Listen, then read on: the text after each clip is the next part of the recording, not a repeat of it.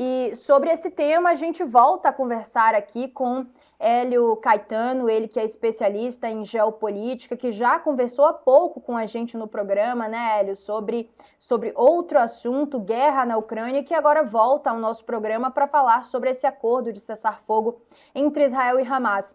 Professor, queria que você explicasse o seguinte: esse acordo de cessar-fogo, ele não é o primeiro, essa troca de prisioneiros entre Israel e Hamas não é a primeira, mas essa é diferente ou a gente pode esperar apenas mais do mesmo? A gente espera que seja diferente, exatamente porque a situação em Gaza é extremamente, digamos, complexa, né? É terrível do ponto de vista humanitário e há um clamor internacional para que, digamos, os povos ali existentes possam ser assistidos, né?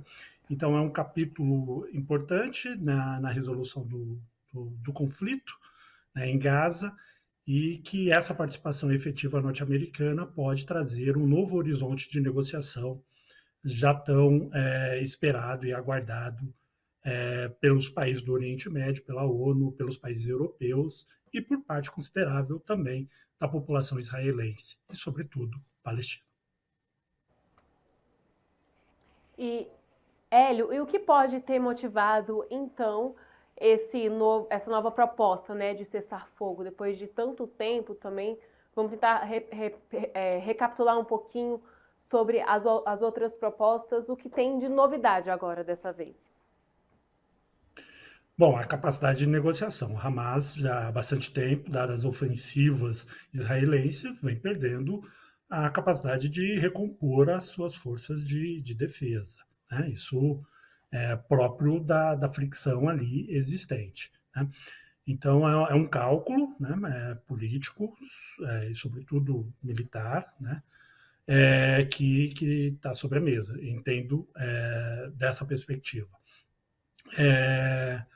Trazer um cessar-fogo também é uma pausa, né, estratégica para que os meios possam ser recompostos.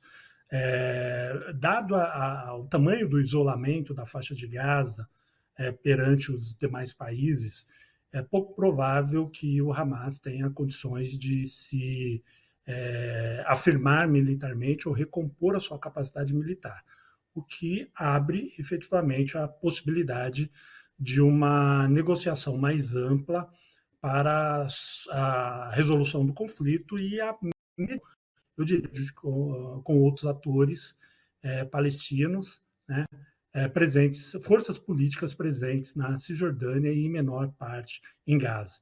Mas a boa notícia para todos é mais um conflito que coloca a diplomacia, a negociação como um meio na resolução da situação trágica.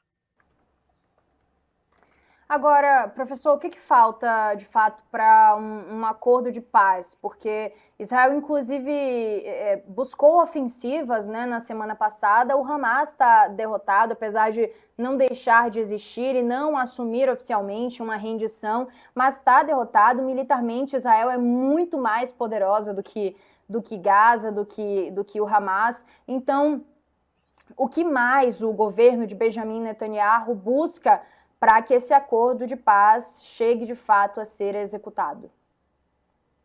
Bom, a questão dos presos, né, dos sequestrados, né, o resgate desse contingente é importante, né, uma medida importantíssima para dar o tom dos próximos passos.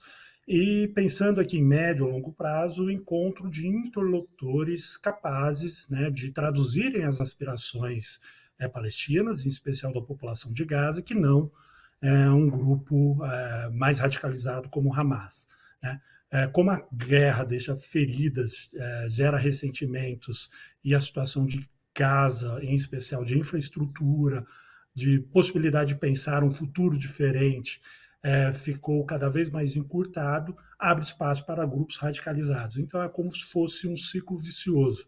Eu acho que o grande desafio é apaziguar este momento com um cessar-fogo, mesmo que provisório, para que esse espaço da negociação e do diálogo apresente como uma esperança. A palavra que, veja, né, a gente não fala em otimismo, não fala em algo um pouco mais concreto, racional, do ponto de vista da política internacional, trago a palavra esperança, para que entre nesse horizonte. Né? A situação de Gaza não é fácil, digamos, o governo israelense tem um modo de negociação bastante duro, o Hamas já foi um grupo bastante radicalizado, portanto, a gente tem um horizonte curto para recolocar novos atores no campo de discussão. Eu chamo a atenção para a importância de demais países árabes também participarem das negociações. Né? E sempre, toda vez que a gente pensa em Palestina, trazer os palestinos da Cisjordânia e a criação do novo Estado, a criação do Estado da Palestina, como um caminho, um meio, uma importante conquista para se pensar outro futuro para a região. Já há um consenso, que é diferente dos outros anos, em relação à viabilidade deste Estado palestino, principalmente com uma maior pressão europeia neste assunto. Portanto, como disse, temos aqui uma esperança de outros dias para a Palestina.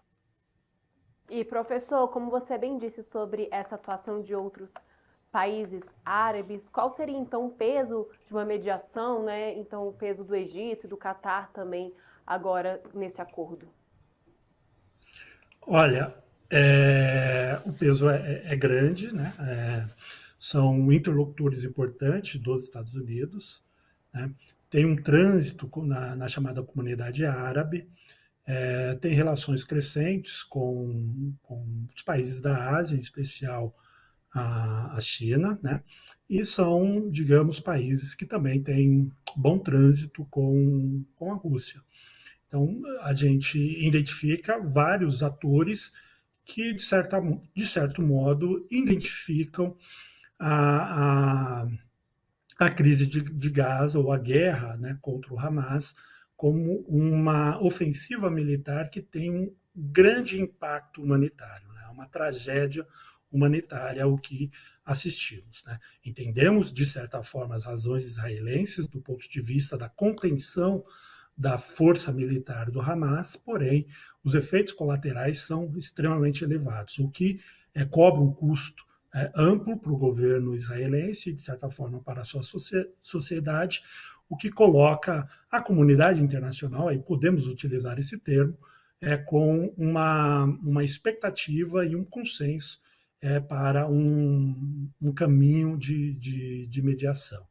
Então, os países árabes, eles têm essa prioridade, né? Tem esse espaço privilegiado, e podem, sem dúvida, exercer essa posição. Né? Nesse primeiro momento, interrompendo o conflito, e no segundo momento, criando os canais de reconstrução da infraestrutura, dos equipamentos básicos de assistência humanitária, para que o povo palestino possa viver com um mínimo de bem-estar e de resgate, digamos assim, de componentes básicos de uma cidadania. Né?